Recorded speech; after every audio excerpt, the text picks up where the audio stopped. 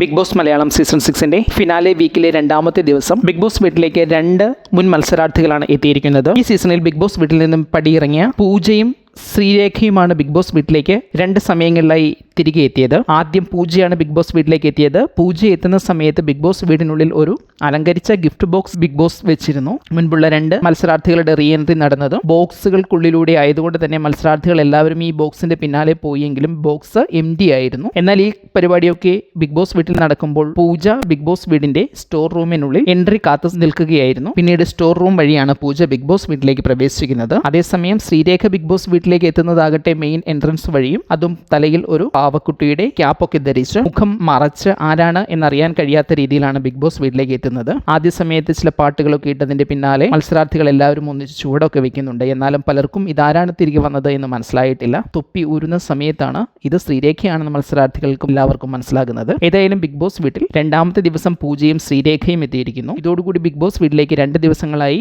ആകെ എത്തിയിരിക്കുന്നത് 4 മുൻ മത്സരാർത്ഥികളാണ്. ബാക്കിയുള്ള മത്സരാർത്ഥികളുടെ പ്രവേശനം ഇന്നോ നാളെയോ ഒക്കെ ഉണ്ടാകും എന്ന് പ്രതീക്ഷിച്ച് പ്രേക്ഷകർ കാത്തിരിക്കുന്നു.